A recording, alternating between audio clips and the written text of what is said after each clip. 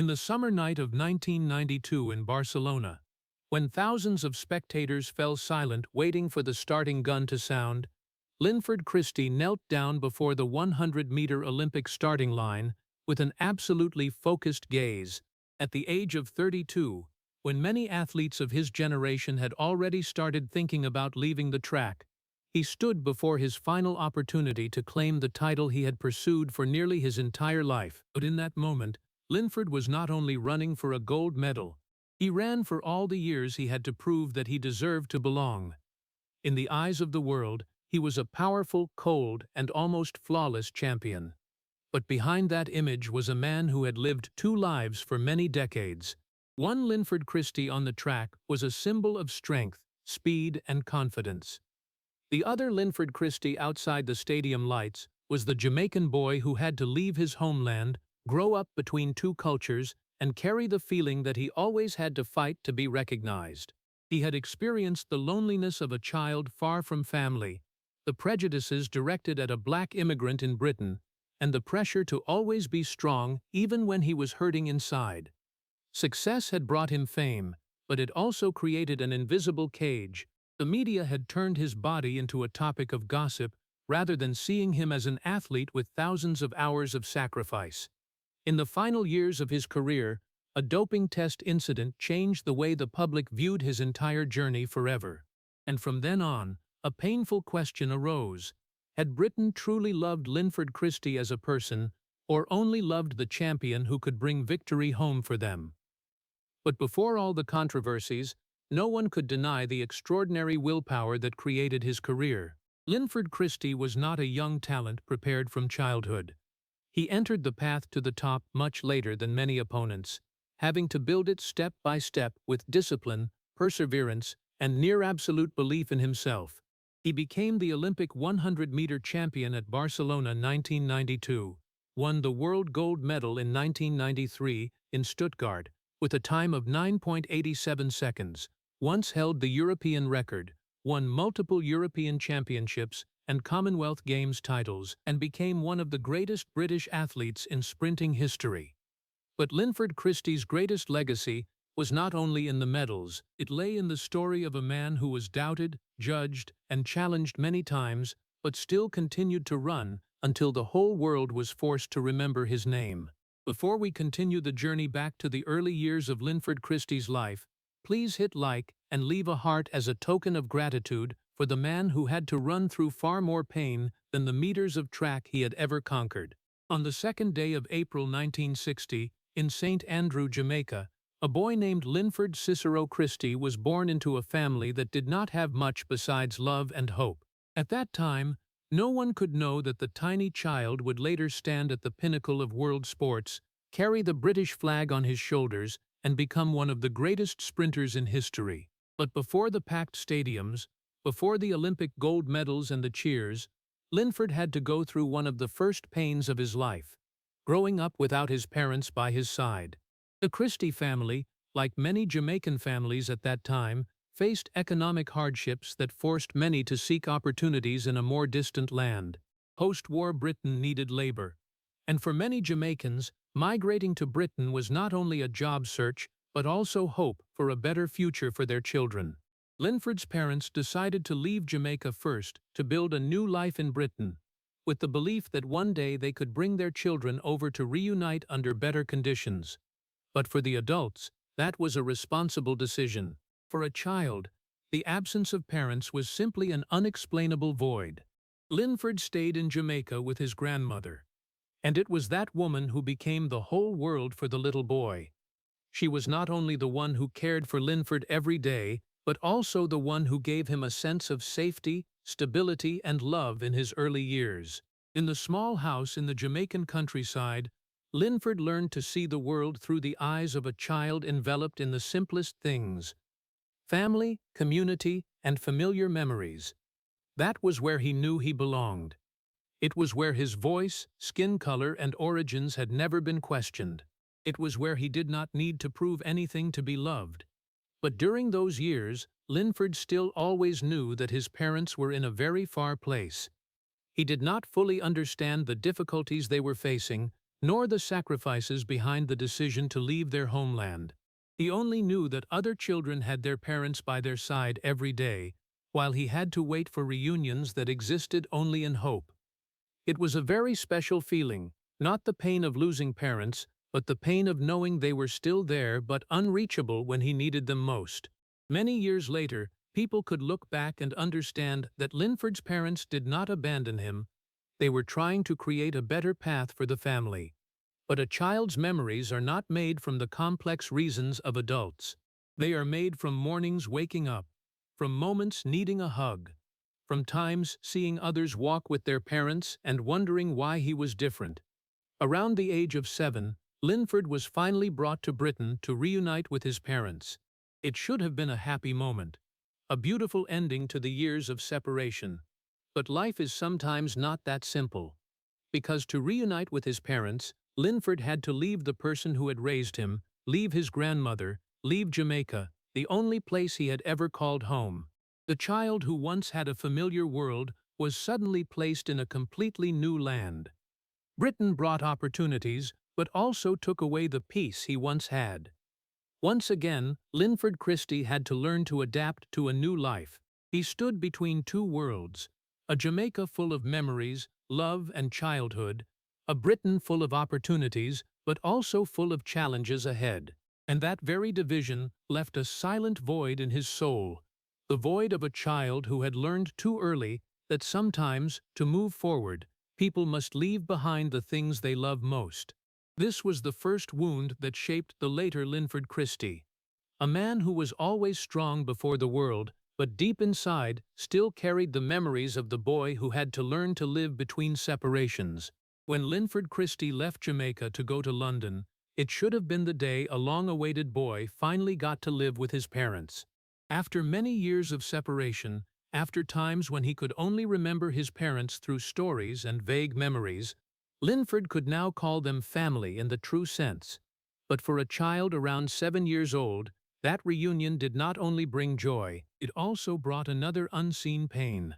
Because to reunite with his parents, Linford had to leave the person who had raised him, leave his grandmother, leave Jamaica, the only place he had ever truly felt he belonged.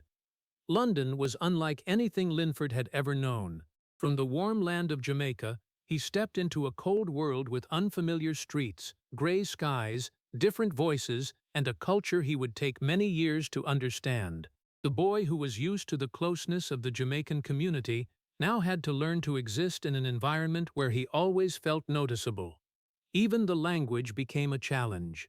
Linford's Jamaican accent made him different among British children, and that difference quickly made him realize he was no longer a natural part of this place. But the hardest thing was not the cold London, but the feeling of distance when living with his parents after many years of not growing up beside them. Linford's parents loved him, but that love needed time to rebuild. They had once been the people he longed for most, but now they were also the people he had to learn to understand again from the beginning. In the first years in Britain, Linford stood in a heartbreaking paradox. He had found his parents again, but had lost the childhood world he once had. And outside the family, another battle began. Linford soon realized that Britain did not always see him as a normal child.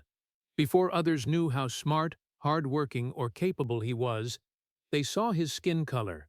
The insulting words, suspicious looks, and discrimination made a child have to learn to grow up faster than his age.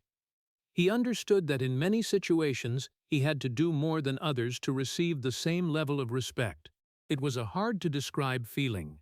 Linford was no longer completely the Jamaican boy from before, because he had been separated from his first homeland.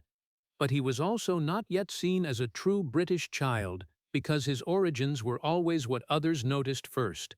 He existed between two worlds but did not fully belong to either. That very loneliness shaped the later Linford Christie. He began to build a protective layer around himself. He learned not to let others see his hurt, learned to stay calm when provoked, and learned to turn anger into motivation. He did not want pity. He wanted recognition. And more importantly, he wanted to be judged by what he could do, not by where he was born. Then sports appeared as a rare place where he felt fairness. On the track, no one could change the result just because Linford came from Jamaica or because he was black. The stopwatch did not care about skin color. The finish line did not care about origins.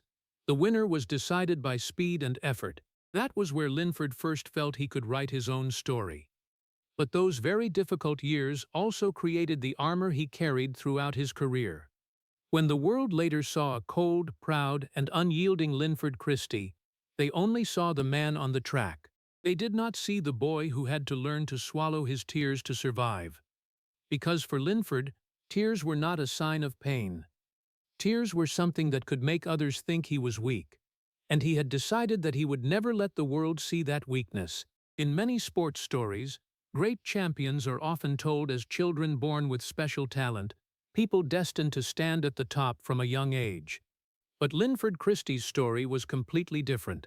He was not a sprinting prodigy discovered in his teens. He did not have a path paved with praise, scholarships, or early investment.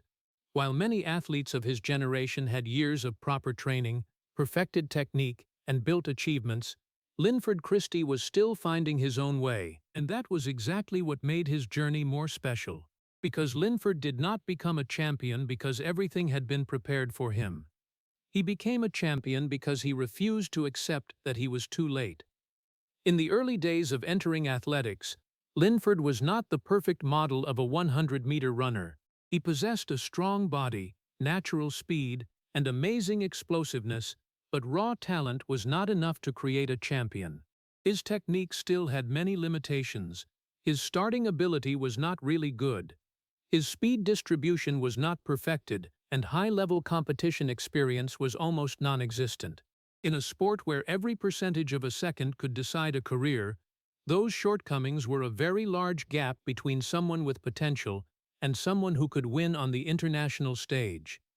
Many people may look at Linford's age at that time and think that the dream had come too late. In athletics, especially in sprinting events, athletes are often discovered from a very early age, trained for many years to reach their peak when the body is in its best condition. But Linford did not have that advantage. He had to start from a position that many others had already passed long ago. He was not seen as the future of Britain. He was not the name that the media was waiting for. He was just a man trying to find out the true limits of himself. The turning point came when he met coach Ron Rodden, who saw what many others overlooked. Rodden did not look at Linford as an athlete who had come too late.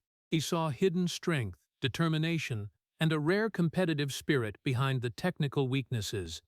But instead of promising an easy path, Rodden forced Linford to start over from the most basic things. Under Rodden's guidance, Linford learned how to turn natural strength into controlled speed. He corrected every running step, every foot placement angle, every movement when leaving the starting blocks. What had previously been only instinct gradually turned into technique. The ability to accelerate, maintain velocity in the final stretch, and control the mind in tense races were all built through thousands of repetitions. But the hardest part was not in the technique. It lay in having to believe that a dream could still exist when very few people believed in it. There were days when Linford trained in the cold of Britain, when the training field was almost empty, with no spectators, no media lights, and no guarantee that those efforts would lead him to success. He had to endure muscle pains, small failures, races that did not achieve the desired results, and the feeling that he was racing against time itself. But it was precisely the past that helped him endure those things. The boy who once had to leave Jamaica, who once learned to adapt in a strange country, who once was judged before being understood, had become a man who did not easily give up. Linford was too familiar with having to prove himself. Every training session was not only to become faster, it was also an affirmation that age, origin, or the prejudices of others did not have the right to decide who he could become. He did not run because he had been called a genius. He ran because he did not want his life to be defined by what others thought he could not do. And each silent running step gradually built a completely different Linford Christie. An athlete who was not born to win, but someone who created the ability to win through perseverance, discipline, and an unyielding will.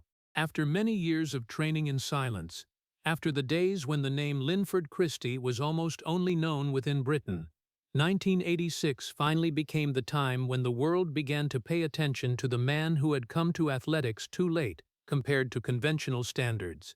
At the 1986 European Championships in Stuttgart, Linford Christie stepped onto the 100-meter track at 26 years old, an age when many in the athletics world believed a sprinter should have already proven his potential long ago. He was no longer a promising young talent. He was not the name hunted by the media. He was just an athlete who had spent many years building the foundation that others had from their teenage years. But it was right there that Linford began to change the way the world saw him. When the starting gun sounded, Christie was no longer the man who ran only with strength and instinct like in the early years. The grueling training sessions with Ron Rodden had turned him into a more complete athlete. Every running step now had a purpose. Every movement was controlled. The natural strength that once made him different had now been combined with technique, patience, and the ability to read the race. He passed his opponents and won the European 100-meter gold medal, marking the first major international title in his career. That was not just a victory on the record books. For Linford, it was the moment he finally escaped the image of someone who always came after others. For many years, he had to watch younger athletes being seen as the future of the sport. He had to hear questions about whether he had started too late or not. But the 1986 victory was the first answer. It was possible for someone who was not discovered from a young age to still build an extraordinary career if they were persistent enough. However, a European gold medal did not immediately turn Linford Christie into a global star. On the international stage at that time, names like Carl Lewis and Ben Johnson were the ones occupying all the spotlight. Lewis was the symbol of perfection, the one who had won the 1984 Olympic gold medal and dominated the world sprinting scene. Johnson was famous for his terrifying strength and performances that astonished the whole world. Compared to them, Christie was still someone who had to prove that he truly belonged in the group of the fastest athletes on the planet. The following years became the process for Linford to learn how to survive at the highest level. He not only needed to run fast in a single race, he had to learn how to overcome multiple consecutive rounds, conserve energy in qualifiers, control emotions before big finals, and endure pressure when all eyes were on him. An athlete could possess speed, but to become a champion, they needed more than that. They needed calmness when opportunities came, the ability to stand firm when failing, and the belief that they could defeat those who were rated higher. For Linford, each new victory did not make the pressure disappear. On the contrary, it made the questions bigger. If he could defeat opponents in Europe, could he do that when facing all the fastest people in the world? If he had proven he was not an ordinary athlete, could he prove he was a true champion? Besides the successes on the track, Christie also had to continue facing challenges outside of sports. As a black athlete born in Jamaica but representing Britain, he always felt the pressure to represent more than himself. Each victory was not just a personal achievement, it was also an affirmation for those who had once been seen as not belonging where they lived. By 1988, Linford Christie stepped into the Seoul Olympics with a completely different status. He was no longer the unknown person from the previous years. He had a European title, international experience, and the belief that he was capable enough to compete with the legends of sprinting. But the Olympics were always the harshest stage. There, every mistake was magnified, every doubt returned, and every athlete had to face the moment that decided their entire career. Seoul 1988 could have been the first glorious chapter in Linford Christie's Olympic story, but instead, it became one of the most controversial races in athletics history. A race where speed, fame, and the world's faith in the sport were put before questions never before asked. And for Linford, it would be the moment he realized that victory on the track was sometimes not enough to make an athlete truly recognized. After the long steps from an under-the-radar athlete to become European champion, Linford Christie stepped into the Seoul 1988 Olympics with the belief that he had finally become ready to stand alongside the greatest in the world. But Seoul was not just a race. It became one of the most controversial moments in modern sports history, where victory, fame, and the belief of millions of fans were swept into a storm that no athlete could control. Before the 100-meter final took place, the whole world was almost only talking about one matchup. It was the battle between Ben Johnson, the Canadian with terrifying strength, and Carl Lewis, the perfect symbol of American athletics. Johnson entered the race with the image of a speed machine, the one who had just defeated Lewis at the 1987 World Championships and broken the world record. Lewis was the 1984 Olympic 100-meter champion, an athlete who won not only with speed, but also with stability, technique, and the ability to handle pressure. Between those two giant names, Linford Christie appeared not as the main character in the story the media wanted to tell. He was the challenger, the athlete who had spent many years going from doubt to a position where he could compete with the fastest on the planet. But that very thing made him an important part of one of the most anticipated races in Olympic history. When the 8 athletes stepped onto the track, millions of people around the world waited for a moment that could define an entire generation of speed. The starting gun sounded. Ben Johnson exploded right from the first meters. The power in each of his running steps quickly created a gap. Carl Lewis tried to chase, while Linford Christie fought in the leading group with absolute focus. But that day belonged to Johnson. He crossed the finish line first with a time of 9.79 seconds, a world record that astonished the entire stadium. In that moment, Linford Christie had completed his first major goal in his Olympic career when he won the bronze medal on the track. But just a few days later, everything changed. Ben Johnson's test sample came back positive for stanozolol, a banned anabolic substance in sports. Johnson's greatest victory in his career was called into question. His gold medal was stripped, and the race results were adjusted.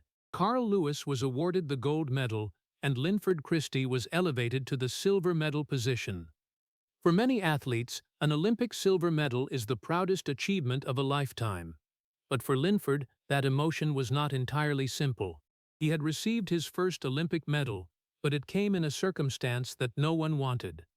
Instead of just talking about the effort, speed, and progress of the remaining athletes, the public focused on the doping scandal and the question of whether the race still had any meaning. It was a strange moment for Christie. He had run clean in the race, had achieved the greatest accomplishment of his career at that time, but the victory of someone else and the scandal behind it took all the spotlight. Part of his achievement was dissolved in the larger debate about the honesty of sports. The Olympic silver medal that should have been a symbol of recognition instead carried a feeling of incompleteness, and Seoul 1988 became even more complicated for Linford Christie himself.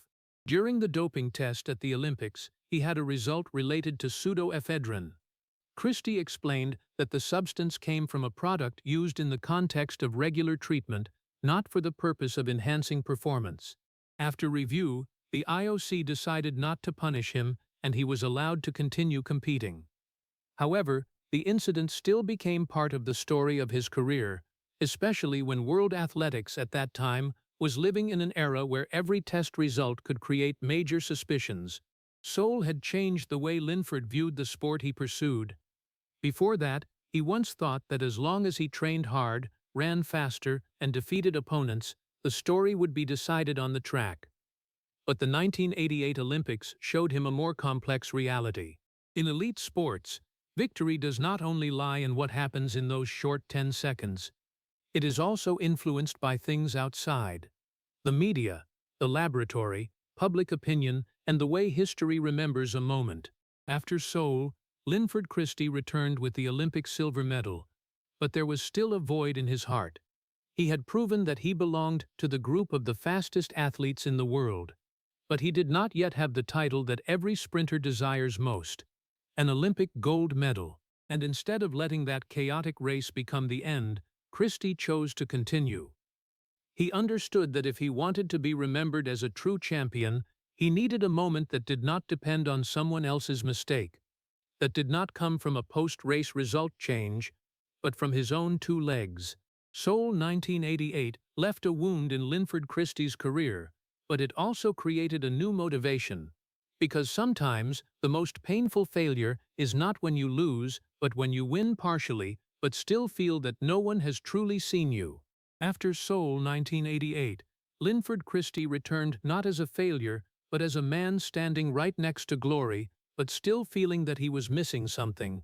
The Olympic silver medal proved that he was fast enough to compete with the best in the world, but it also reminded him that the biggest dream was still unfulfilled. He did not want his career to be remembered as the story of someone who only won a medal because an opponent was disqualified. He wanted a victory that belonged to himself, a moment that no one could question. But to achieve that, Linford had to enter a battle harder than any opponent on the track, the battle with his own body. From 1989 to 1991, Linford Christie passed the age of 30, a challenging milestone for any sprinter. In a sport where speed, strength, and the explosive power of the body decide everything, age is always an invisible but cruel opponent. What used to take just one day to recover from could now stretch into many days. Small pains that could once be ignored began to become warnings. A slight muscle strain, a sore joint, or a training session that did not meet requirements could make him wonder if his body was still capable of maintaining the highest level. Meanwhile, the world of athletics did not wait for anyone. Younger athletes kept appearing with the speed, strength, and confidence of youth. They did not carry the decades of pressure that Christie had gone through. They did not have to fight the memories of Seoul, the questions about age, or the fear that time was working against them. For them, the future lay ahead. For Linford, each new season felt like a test of whether he could still hold his place in a changing world. The change in how the media viewed him also became clearer. In the years before, the question was often how far Linford Christie could go. But when he passed 30, the questions began to change. When would he stop? People no longer just saw his potential, but began to see his age. Every small failure became evidence for those who thought his peak had passed. Every victory was seen as a surprise, rather than the result of talent and effort. But Linford did not accept letting time decide his story. 1990 became a statement that he had not disappeared. Titles at major competitions in Europe and the Commonwealth proved that he was still capable of defeating younger opponents and maintaining his position among the fastest athletes in the world. Those victories were not just about achievements. They were proof that discipline could compensate for what the body was beginning to lose. However, those titles could not erase the biggest worry in Christie's mind: whether his body could take him to Barcelona. A young athlete could make mistakes and still have many years to fix them. But for Linford, each season had special value. He understood that the opportunity for an Olympic gold medal was not infinite. If a serious injury occurred, if a small detail in preparation broke, many years of sacrifice could vanish in just a few seconds. Therefore, Linford Christie's life gradually became an almost absolute system of discipline. He controlled everything he could control. His diet was carefully calculated. Sleep became part of the training process. Weight training sessions, muscle recovery, and mental preparation were all carried out with near-obsessive seriousness. He was no longer training just to become faster. He trained to protect his body from the betrayal of time. Some people looked at that discipline and thought Linford was too harsh on himself. But only he understood the real reason. Behind each training session was not just the ambition to win, it was also the fear of losing the final opportunity. He had spent too many years proving he belonged here. He had once been a Jamaican boy brought to a strange country. He had once been an athlete seen as arriving too late. He had once stood on the Olympic podium but still felt not fully recognized. Barcelona was not just a competition. For Christie, it could be the last chance to rewrite the entire story. When entering 1992, Linford Christie was not only preparing to face 7 other athletes in the Olympic 100 meters final, he also had to face his own age, the increasingly large doubts from outside, and the deep fear that his body might not give him a second chance. He knew that if he failed, many people would remember him as a talented person who always came close to the peak but never truly touched it. But it was precisely those years of doubt that created Linford Christie's special strength. He had never been someone handed trust easily. He always had to earn it. And before stepping onto the track in Barcelona, he had already won a more important race, the race against time, against age, and against the limits others had once placed on his life. After 4 years of fighting against age, doubts, and the limits of his own body, Linford Christie finally stepped into Barcelona with a completely different belief. He was no longer the young man trying to prove he could compete. He was also no longer the athlete standing outside the spotlight of names like Carl Lewis or Ben Johnson. At 32 years old, Linford Christie entered the 1992 Olympics as one of the most experienced on the track, but also the one facing the most questions. People wondered if an athlete who had passed his peak could defeat younger legs, whether his body could still endure consecutive rounds on the world's biggest stage, and whether Barcelona was the last chance for him to complete the dream that had been missed in Seoul. Right from the first rounds, pressure was present in every step Christie took. He knew that at the Olympics there was no room for small mistakes. A slow reaction at the start, a moment of lost focus, or a time when the body was not at its best could end the dream he had built over many years. But unlike young athletes who could run with natural confidence, Christie carried the experience of someone who had gone through failure, controversy, and times of doubt. He understood that victory did not only come from speed, it came from the ability to control fear. Through each round, Linford showed why age could not decide his limits. He was not the one who always exploded the strongest from the first meters. He did not have the explosive youth of the new rising opponents, but he had something many others did not: absolute calm. While some athletes were swept up in the pressure of the Olympic stage, Christie maintained his own rhythm. He ran like a man who had prepared for this moment his entire life. When stepping into the men's 100 meters final, Christie stood next to younger, faster opponents who were rated higher in many aspects. But this time, he was no longer the one who had to prove he deserved to be there. He had gone through too much to understand that others' doubts could not determine his value. There was only one 100-meter track left between him and what he had pursued for many years. The sound of the starting gun rang out. All 8 athletes immediately surged forward. The first few meters did not belong to Christie. He was not the leader right away. In that moment, perhaps many people in the stands thought that age had finally begun to defeat him. But Linford Christie had never been someone who relied only on the first few meters. His strength lay in his ability to maintain speed, in the endurance built through thousands of hours of training, and in his ability to accelerate when other competitors began to feel the pressure. As the race entered the second half, Christie began to move forward. Each stride carried him past the opponents beside him. The body that had once been doubted now became his strongest weapon. The man who had once been seen as coming too late was running faster than ever in the most important moment of his life.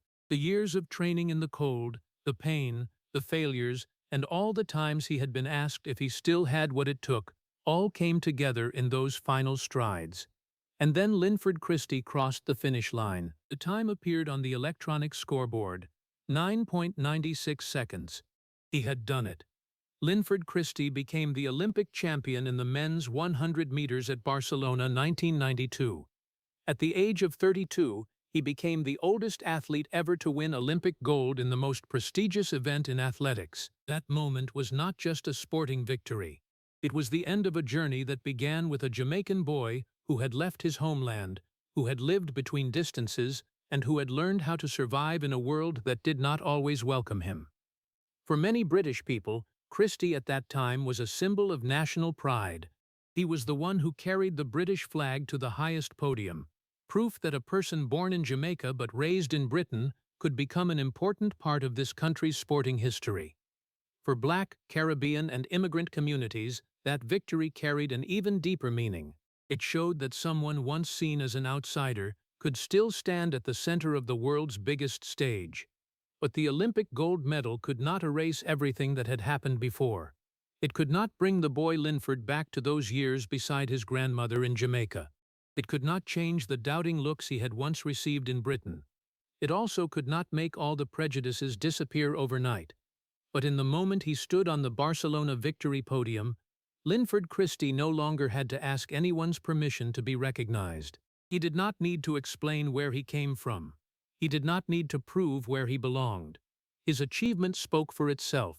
However, for someone who had spent most of his life proving himself, that victory also brought a new pressure. Some people still believed that Barcelona was only the result of experience, of perfect timing, or a rare moment he could not repeat. Christie understood that the gold medal was not the end. It only opened another battle, the battle to defend his position and prove that he was not a champion by chance. After all, Linford Christie did not just win 10 seconds in Barcelona, he won against the years that had once made him feel he did not belong. But to hold his place at the top, he knew that the hardest race was still not over. After winning the Olympic gold medal at Barcelona 1992, Linford Christie seemed to have reached the peak he had pursued all his life. But for someone who had had to fight for recognition, one victory was never enough. The Olympic gold medal could make the whole world pay attention, but it also created a new pressure, to prove that he was not a winner just because of favorable timing, not someone who benefited from someone else's absence, and not a champion who appeared only in a single moment. In 1993, at the World Championships in Stuttgart, Linford Christie stepped onto the track with a mission greater than winning another title. He needed to prove that he truly belonged where the legends of speed stood. This time, no one saw him as an unknown challenger. No one could say he was just an athlete who came late and happened to have one perfect day. But that also meant all eyes were on him. The Olympic champion became the target everyone wanted to beat. At the age of 33, Christie faced a generation of younger, stronger athletes who were waiting for the moment to replace those who came before. For many people, age was a sign of decline. But for Christie, age was proof of endurance and rare resilience. He was no longer running on youthful energy. He ran on experience, on a deep understanding of his body, and on the thousands of hours of discipline he had built over many years. On the Stuttgart track, Christie was not only competing against 7 other opponents, he was also competing against the doubts that always surrounded him. The early rounds showed his familiar calm. While the young athletes tried to explode with power and eagerness, Christie controlled every stride. He understood that a 100-meter race was not decided only at the start, but also in the ability to maintain stability when the pressure reached its highest level. When he entered the final, every question about Barcelona, about age, and about the ability to sustain peak performance focused on this moment. If he failed, the doubters would say that the 1992 Olympics was just a final burst from a veteran athlete. But if he won, he would no longer be a surprise story. He would become one of the greatest in the history of sprinting. The sound of the gun rang out. Christie left the blocks with absolute focus. He did not put on a show based on flamboyance. He did not need to prove anything with emotion. He just ran, with the precision of someone who had spent his whole life preparing for exactly one moment. And then when he crossed the finish line, the electronic scoreboard showed the number 9.87 seconds. Linford Christie had achieved what very few athletes could reach. He became the 100-meter world champion. That achievement not only brought a gold medal, it also set British and European records, milestones that stood for many years afterward. With the victory in Stuttgart, Christie completed a major collection of titles including Olympic gold, world champion, European champion, and Commonwealth Games champion. He became one of the most successful European sprinters in history, a person who had broken the notion that 100-meter legends could only come from the United States, Jamaica, or countries with strong sprinting traditions. But greatness sometimes comes with a price. When Christie's speed could no longer be denied, the way the public viewed him began to change. People no longer talked only about technique, tactics, or the sacrifices behind success. They began to focus more on his physique, muscle power, and appearance. The body that was once the result of thousands of hours of training gradually became what the public noticed more than the person who owned it. Linford Christie had become a symbol, But sometimes a symbol made others forget that inside it was a real human being with emotions, fears, and personal wounds. He had once fought for the world to see his ability, but now he faced another problem. The world had seen him, but did they truly see the person behind the champion? Stuttgart 1993 should have been the most perfect night in Linford Christie's career. It was the night he proved that Barcelona was not luck, that age could not defeat willpower, and that he deserved to stand beside the greatest names. But from that moment on, another battle began. A battle not with the athletes on the track, but with the way the world chose to perceive him. After Stuttgart 1993, Linford Christie had reached the position every sprinter dreamed of. He was no longer the one who had to prove he was good enough to stand beside the biggest names in the world. He had the Olympic gold medal. He was the world champion. He possessed numbers that earned respect from the entire professional community. But as his career moved to a new level, a painful paradox also began to appear. The more famous he became, the less Linford Christie was seen as a real athlete. Instead of focusing on the thousands of hours of training, the sacrifices, and the tactics that made him one of the fastest people on the planet, a part of the British media began to focus on his body. A body built through discipline, pain, and perseverance was turned into a topic for gossip, mockery, and exploitation. For many years, the British press used a sexualized nickname to describe Christie, turning his physique into a public joke. Articles, images, and headlines continuously emphasized his appearance instead of his achievements, reducing the man who had won Olympic gold to a single physical feature. It was a very big change in the way the public perceived him.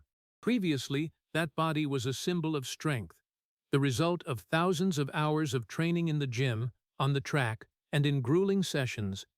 But in the eyes of some media, it became something to draw attention and create laughter. Behind that was a deeper issue related to long-standing prejudices about the bodies of black athletes. In the history of sports, especially in events that required strength and speed, black athletes were often praised for their physical abilities, but less fully recognized for their intelligence, emotions, and human complexity. They could be honored when they won, but sometimes treated more like performing bodies than individuals with thoughts, pain, and personal limits. Linford Christie also faced that reality. People saw his muscles before they saw the discipline. They talked about his physique before talking about tactics. They mentioned his appearance before mentioning an athlete who had spent his whole life breaking the limits others had set for him. Photographs of Christie at his peak only reinforced that image. An athlete with a powerful build, confident demeanor, and cold gaze was very easily turned into a simplified symbol. The public saw strength, but they did not see the mornings he had to wake up to train when his body was aching. They saw the champion, but they did not see the child who once had to learn how to survive amid the feeling of not belonging anywhere. That objectification did not just exist on the pages of newspapers, it also affected the way some people treated Christie in real life. When a person is turned by the media into a body symbol, some people start to think that they have the right to approach, comment on, or cross personal boundaries that they would never do with others. The body that once helped Christie become a champion became the thing that made him lose part of his control over how others perceived him. But what made that situation even more painful was that Christie almost had no completely right choice. If he reacted strongly, spoke up to protect himself, or showed discomfort, some people might see him as arrogant, unapproachable, or lacking a sense of humor. But if he remained silent, that silence would be misunderstood as if he was not affected, as if every word and every look could not touch him. Therefore, Linford Christie continued to wear the armor that he had built since childhood. He maintained an appearance of confidence, controlled his emotions, and did not let the public see the wounds behind. But the more successful he became, the greater the gap between the Linford Christie the world saw and the real person inside. On the track, he was a man who could not be defeated. But in life, he was still a human being who had to endure emotions that not everyone understood. While millions of people called his name after every victory, family became one of the few places where he did not need to play the role of champion. There, he was not the man bringing medals back for Britain, not a symbol of speed, and not the character that the media wanted to create. He was just Linford, a father, a husband, an ordinary person who wanted to be recognized by his entire story. And perhaps that was the hardest part in the life of a champion. Not winning against opponents, but retaining the right to be himself when the whole world had decided what they wanted to see. After years of living under the stadium lights, where every movement was observed and every achievement was measured by time, Linford Christie always had a place to return to. A place where he was not an Olympic champion, not the fastest man in Britain, and not the symbol that the media wanted to create. That was family. While the world saw a strong, cold, and almost unshakable Linford on the track, those closest to him knew a different version of him. A father who always tried to protect the people he loved from the hurts that he himself had to endure. The peak years of his career were also the years he built his own life behind the sports career. And there was one thing Linford Christie was always very aware of. He did not want his children to grow up under the harsh gaze that he had to face. Linford's own childhood was shaped by separation, by the feeling of not completely belonging to any place. That was why, when he became a father, he tried to create the opposite, an environment where family was the safest place, where the children did not need to prove their worth to anyone. Linford did not want his children to see only a famous father. He wanted them to know that behind the medals, the records and the cheers was still an ordinary person, someone who also had tired days, pressures and worries that the public never saw. At home, Christie was no longer a speed machine that always had to win. He was a father with clear principles, valuing discipline and responsibility. The qualities that once helped him become a top athlete also appeared in the way he raised his children. He understood the value of effort, of not giving up, and of taking responsibility for his own choices. But at the same time, Linford was also someone who carried many years of habit hiding his emotions. The wounds from childhood, the experiences of being judged, and the pressure to always be strong had made him not always easily express vulnerability. That was a paradox in Christie's character. He could stand in front of tens of thousands of spectators at the Olympics without fear, but sometimes found it difficult to say the deepest things to those closest to him. The relationship with his daughter Brianna shows a closer perspective on Linford Christie behind the public image. For her, he was not only a champion who once made the whole world admire, but also a father with his own qualities, strengths, and limitations. Linford's fame also brought challenges that his family could not avoid. His children had to grow up with their father always being mentioned in the press, sometimes with respect, but also at times with controversial stories. They witnessed how the public could change very quickly, from praising him as an Olympic hero after Barcelona 1992 to turning him into a topic of discussion when the media focused on aspects other than achievements. For a family, that was not easy. When a father is known to millions of people, his loved ones also partly have to live with the weight of that fame. But it was family that helped Linford not be completely swept into external definitions. An Olympic gold medal could bring recognition, but it could not replace the affection of those who saw him in the most ordinary moments. Family meals, private conversations, and moments without cameras became the place reminding him that a person's value does not lie in the record sheet or what appears in the newspapers. For Linford Christie, family was the place where he could take off the armor he had worn throughout his career. There, he did not need to prove that he was strong. He did not need to run faster than anyone. He just needed to be himself. And perhaps that was the quietest victory in his life, not winning against opponents on the track, but finding a place where he was not judged by speed, fame, or the stories others wrote about him. After many years standing at the peak of world athletics, Linford Christie entered 1999 with a very different position compared to the glorious years before. He was no longer the young man who had to prove that he could defeat the fastest athletes on the planet. He already had an Olympic gold medal, had been a world champion, had accomplished all the goals a sprinter could dream of. At nearly 39 years old, his peak competitive career was gradually coming to an end. But right in the period when many people thought that Linford Christie was just waiting for the day to close a great career, An incident happened and changed the way the world perceived him forever. At a competition in Dortmund, Christie's test sample tested positive for nandrolone, a banned anabolic substance in sports. That result immediately created a shock, not only because it involved a famous athlete, but also because that person was Linford Christie, a symbol who once represented discipline, strength, and the ability to overcome human limits. After the review process, the athletics governing body issued a 2-year ban from competing for Christie. For a young athlete, 2 years could be a difficult period, but still offered a chance to return. But for Christie, who was at the end of his career, that penalty almost put an end to the possibility of continuing to compete at the highest level. However, what made this incident so painful was not only the fact that he was banned from competing, it lay in the way a test result could change the entire story about a person in a very short period of time. Christie denied intentionally using banned substances to enhance performance. He did not admit to cheating and defended his point of view during the handling of the case.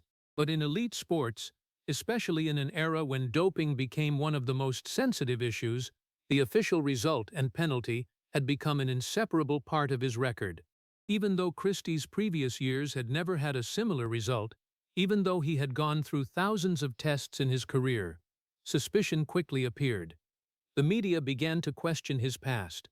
The victories once praised as symbols of will and talent were now placed next to an end-of-career incident. Those who once saw an Olympic champion began to see a more complex story, where glory and controversy existed at the same time. For Linford, perhaps the greatest pain was not the fact that he could no longer compete in races. After all he had achieved, he understood that his time on the track was also gradually ending. What pained him more was the risk that his entire life could be reduced to a single moment. A boy who once left Jamaica, once fought to belong to Britain, once overcame years of doubt to become an Olympic champion, all of that could be remembered by the public only by a test result. For many years, Linford Christie had been used to solving every problem with speed. When doubted, he ran faster. When looked down upon, he won. When told he was too late, he proved it with achievements. But this time, he faced a battle that could not be won with his legs. There was no finish line for him to sprint through. There was no scoreboard that could record the effort. There was no starting gun that gave him a chance to fix it in a few seconds. The 1999 battle took place in the public's mind, in the articles, the debates, and in the way history would remember his name. And for the first time in his life, Linford Christie had to face an opponent that he could not overcome with speed. That was the way the world chose to perceive him. After the 1999 incident, what Linford Christie lost was not only the right to continue competing at the highest level. What was much more difficult was that he lost the image he had spent his whole life building. For many years, Christie would step into the stadium and hear tens of thousands of people calling his name. He had been the pride of Britain, the person who made a generation of fans believe that human limits could be broken by will and discipline. But after the ban, those cheers did not disappear in a moment. They gradually became more distant, colder, and sometimes completely silent. That was the most painful part of the years after his competitive career. After the IAAF's decision, Christie had to face a reality that every athlete fears. When no longer competing, the value of a champion is often decided by the way the public remembers them. Previously, every interview, every television appearance revolved around victories, speed, and historic moments. But after 1999, his media opportunities, commentator roles, and public status were clearly affected. The person who was once the face representing the success of British athletics now had to witness his name frequently appearing in discussions about doping, more than stories about the extraordinary journey that took him to Barcelona or Stuttgart. What hurt Christie was not only the change in the way the media reported. It was also the feeling that decades of effort could be overshadowed by a controversial final chapter. A person once remembered for a 9.87-second time, for an Olympic gold medal, and for the ability to overcome age, was now often mentioned first by a test result. His life became much smaller than it actually was. Those who once saw Christie as a national symbol also began to change their view. Some kept their distance, some asked questions, and some only remembered the controversial part in his story that showed Linford a bitter truth. The public's love for sports heroes sometimes comes with conditions. When an athlete wins, they are celebrated. But when they stumble, they can quickly become a subject of judgment. However, Christie's downfall did not happen in the noisy way many people imagined. There was not a single moment when everything disappeared. Instead, it was a process that stretched over many years, where he had to listen to the story of himself being retold in a way that he could not control. It was the painful feeling of a person who once controlled every step on the track, but now could not control the way others perceived his entire life. During that period, family and close ones became the most important support for Christie. They were the ones who knew that he was not just a name in the newspapers, not just an athlete who once won medals or a controversial figure. They knew the person behind the titles, knew the years of sacrifice, and knew that one moment could not erase the entire journey of a lifetime. It was the presence of family that helped Christie not let disappointment turn into bitterness. He did not completely turn his back on athletics, did not abandon the sport that had changed his life, because even though the track had once brought him painful moments, it was also the place that had saved him from the feeling of not belonging. From a young immigrant boy who once searched for a place to be recognized, Linford Christie could not easily leave the world that had helped him find his voice. But at this time, he had to face a completely new question. If he was no longer the champion on the track, who would he become in the world of sports? And the answer was still unclear. There was only one thing certain. Linford Christie was not ready to disappear. Even though the lights had dimmed, even though the cheers no longer rang out as before, he still stayed with athletics, no longer to prove the speed of his legs, but to find another way to prove the value of the person behind the champion. After leaving the competitive track, Linford Christie stepped into a phase more difficult than any race he had ever participated in. He had once learned how to defeat the fastest opponents in the world, but now he had to face a challenge with no starting technique, no running strategy, and no scoreboard that could solve it. How to continue to have value when his name had been attached to both glory and controversy. Christie could not turn back time to change the way some people perceived the year 1999. He could not erase the debates that had lasted for many years, but he could do something else, pass on what he had learned to the next generation. And that was the path he chose. Instead of completely leaving athletics, Linford Christie moved into the role of coach and mentor.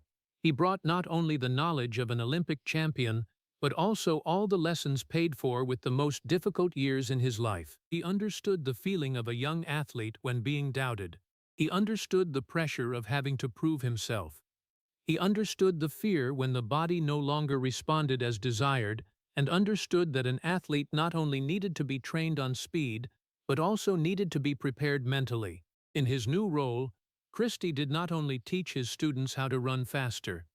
He taught them how to understand their bodies, how to control every small detail in technique, and how to stay calm before decisive moments.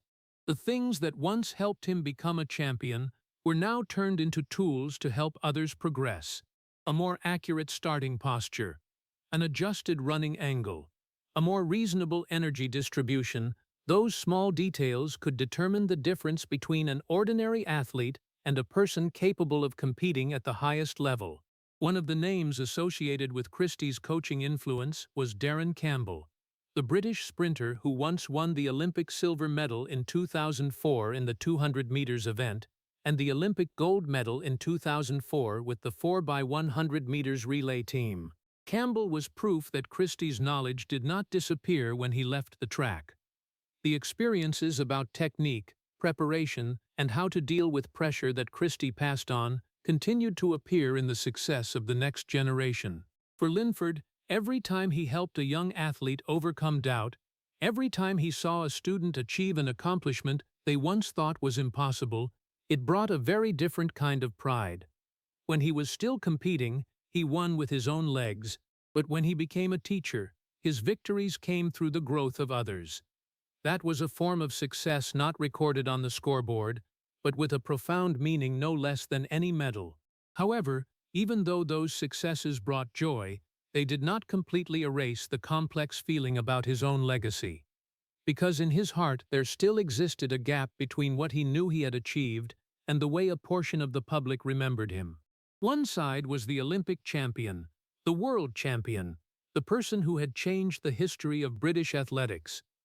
The other side was the controversies, the questions and the years when his name was placed under doubtful scrutiny. Christie could help others build their careers, but he could not completely control the way history wrote about him.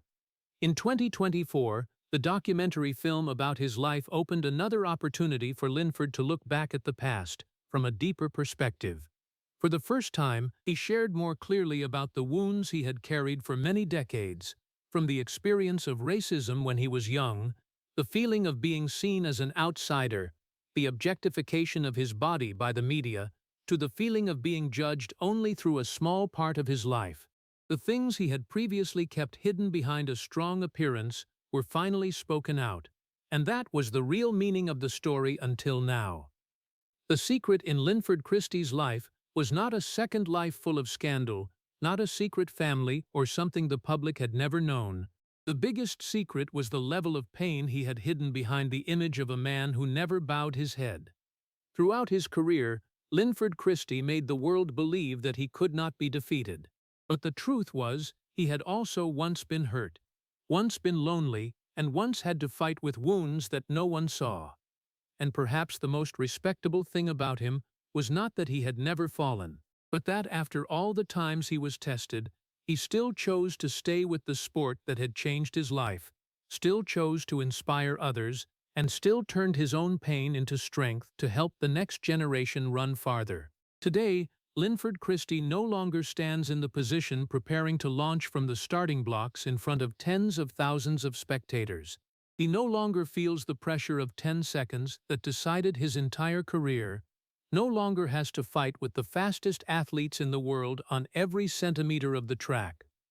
But that does not mean his journey has ended.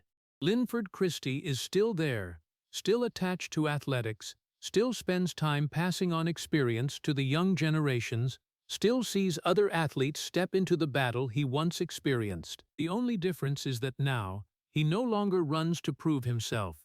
He runs in the minds of the people he has helped. Looking back at Linford Christie's life, perhaps the fairest thing is not to choose only one part to define him. He is the Olympic champion Barcelona 1992, the world champion Stuttgart 1993, the person who once dominated the European and Commonwealth tracks, the athlete who proved that age could not decide the limits of a person. But he is also the figure associated with the incident in 1999, when the nandrolone test result and the competition ban became an indelible part of his career record.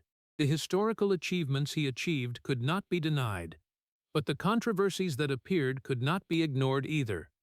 Linford Christie's story is not the story of a person who is completely without flaws, nor the story of a person who should only be remembered by one controversial moment.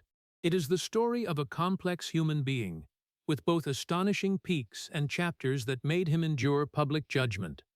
But perhaps the most painful truth about Linford Christie does not lie in a medal, a record, or a penalty. It lies in the fact that millions of people know his name, know his speed, know the image of him raising the British flag high after the Olympic victory, but very few people have truly seen the person behind all of that.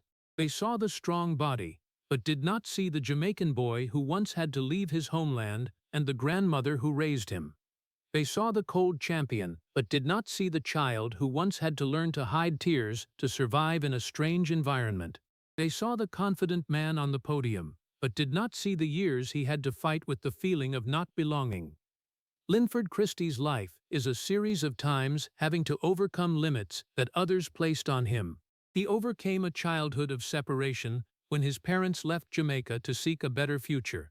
He overcame discrimination and prejudices that made him have to prove his value more than others. He overcame a late start in athletics when many people thought his opportunity had passed. He overcame the age limit to become an Olympic champion at the age of 32. He overcame even the years when the media no longer saw an athlete, but only saw an image to exploit. and he continued to overcome the period when his name was placed between glory and controversy. The most admirable thing about Christie is not that he had never been hurt, but that he had been hurt many times, but still did not let those things destroy his entire self. He still stayed with athletics. He still shared knowledge. He still helped young athletes avoid the mistakes he once made and face the pressures he once endured. Perhaps a part of the world will always remember Linford Christie through the debates, but those who truly understand his journey will remember something greater, a person who did not allow circumstances to decide who he could become. And perhaps the most beautiful image of Linford Christie is no longer the moment he crossed the finish line in Barcelona in 1992. It is the image of a man standing by the track, quietly watching a young athlete sprint forward, while the lessons he left behind continue to move even though his own era has closed. Because the most difficult race of Linford Christie had never been only 100 meters long. His greatest race was the fight to keep his dignity, to keep his voice, and to keep the right to be seen as a complete human being when the stadium lights had turned off, when the cheers no longer rang out, and when the world no longer only saw a champion. Looking back at Linford Christie's life, the thing that makes many people feel the most heartbroken is not a failure on the track, but the fact that a person who had spent his whole life proving his value was many times seen by the world only through a very small part of the story. From the Jamaican boy who had to be far from his parents when young, growing up with the feeling of not completely belonging to Britain, to the man who once stood on the top at Olympic Barcelona 1992, with the 100 meters gold medal, Linford had gone through a journey that many American people could relate to. The journey of an immigrant who had to strive many times more to be recognized. What is honorable about him is not only the number 9.87 seconds at Stuttgart 1993, not only the Olympic title, World Championships, European Championships, or Commonwealth Games titles, but the resilience to stand up after the years of being doubted. Christie's story also reminds us that success never completely erases the wounds from the past. A child who once lost family stability, once endured discriminatory words in London, once had to build armor to protect himself, eventually became a national symbol. But even when becoming a champion, he still had to face objectification from the media, where the body of a black athlete was perceived more than the intelligence, discipline, and emotions of the real human being. The incident in 1999, with the ban related to nandrolone, made the story even more complex, because a great legacy and a controversial chapter coexisted in one person. The biggest lesson for American society is that we should not rush to turn anyone into a perfect symbol or a person defined only by their mistake. Every human being has a story longer than their worst moment. Linford Christie teaches us that dignity does not lie in never having been hurt, but lies in the ability to continue moving forward after being hurt. Just like he once stood by the track to pass on experience to the next generation, each of us can also turn our difficulties into strength to help others. The most important race in life is not always the race to reach the finish line first, but the race to keep self-respect, perseverance, and compassion when the spotlight no longer shines. If the story of Linford Christie has touched your heart, please subscribe to the channel and leave a message to join us in continuing to explore the extraordinary journeys behind the people who once fought with both glory and wounds. Thank you for accompanying us to the end of the video. See you again in the next story about another legend with life lessons that will never be forgotten.